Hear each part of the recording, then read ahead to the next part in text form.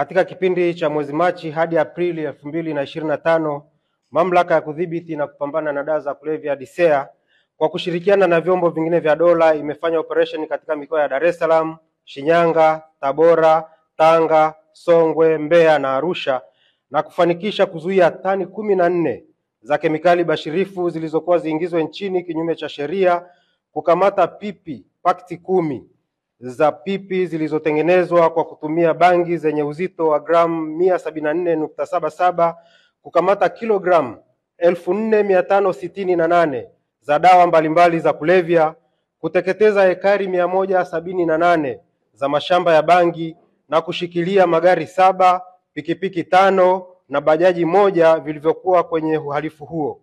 Jumla ya watuhumiwa 35 wanashikiliwa kuhusiana na matukio hayo.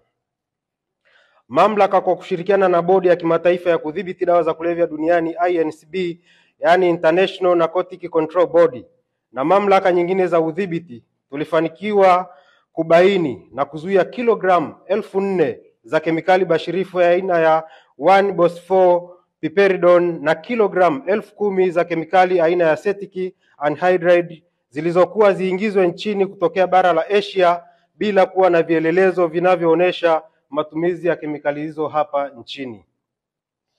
Ni vyema tufahamu kuwa endapo kemikali hizo zingeingia nchini na kuchepushwa, zingeweza kutumika kutengeneza dawa za kulevya aina ya fentanyl pamoja na heroin.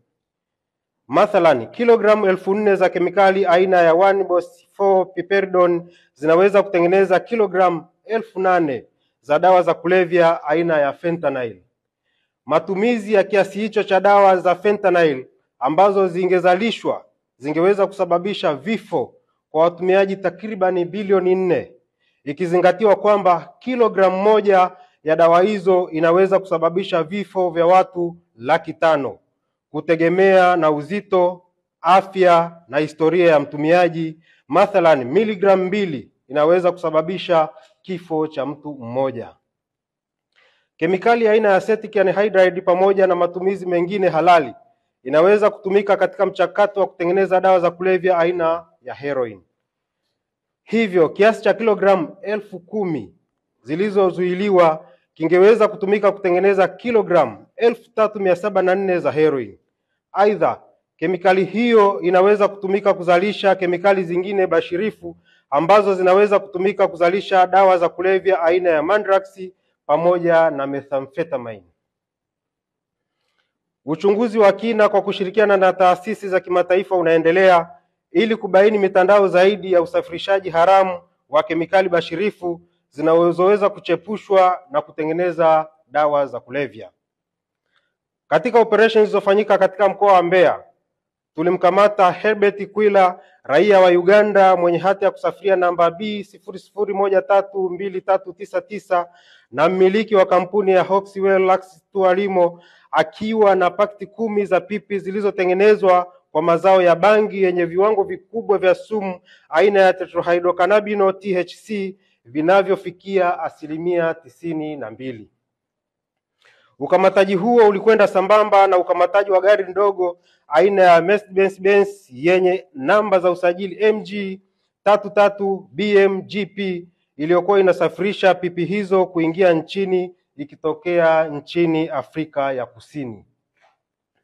Ukamataji wa pipi hizo unabainisha kuwepo kwa mbinu mbalimbali fiche zinazotumika kusafirisha na kusambaza dawa za kulevya ili zisitambulike kirahisi.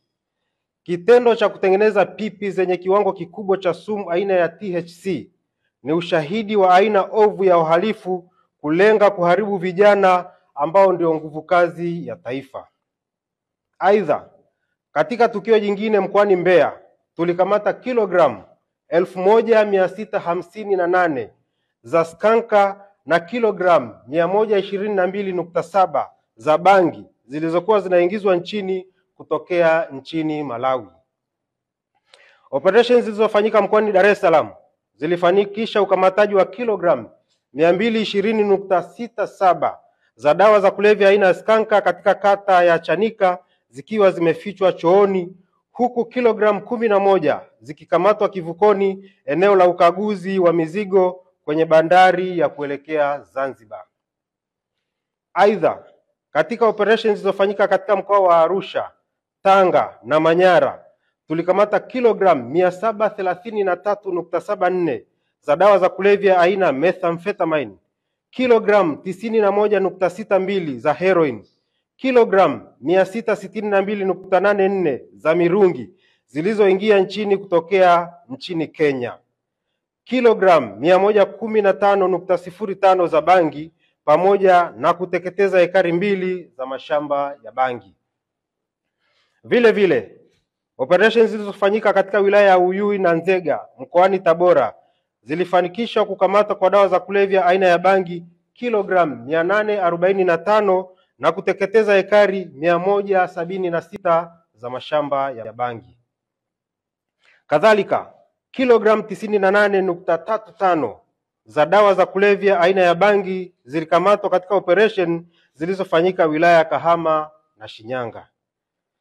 Udhibiti wa dawa za kulevya na kemikali bashirifu uliofanyika umezuia athari kubwa ambazo zingejitokeza kiafya, kijamii, kiuchumi na kimazingira, ikiwemo kuongezeka kwa dawa za kulevya mtaani. Pia, ukamataji huu umesaidia kuokoa nguvu kazi ya taifa ambayo ingeangamia endapo dawa hizo zingeingizwa mtaani. Tunatoa wito kwa wananchi kuendelea kushirikiana na mamlaka kwa kutoa taarifa mapema wanapohisi au kuona uwepo wa shughuli zinazohusiana na biashara, utengenezaji na uzalishaji wa dawa za kulevya katika maeneo yao, kupitia kituo chetu cha taarifa na huduma ya kupiga namba bure 119. Vile vile, tunawahimiza wazazi, walezi kuwa makini na kufuatilia kwa karibu mienendo ya watoto wao, ikiwa ni pamoja na kuwaasa kujiepusha na mazingira na sababu zozote zile zinazoweza kuwaingiza kwenye matumizi ya dawa za kulevya. Pia, tunazikumbusha kampuni zinazojihusisha na biashara na matumizi ya kemikali viwandani na kilimo kuzingatia matakwa ya kisheria ya nchi na kuepuka kushirikiana na magenge ya kihalifu kusafirisha kemikali bashirifu ambazo zinaweza kuchepushwa na kutengeneza dawa za kulevya.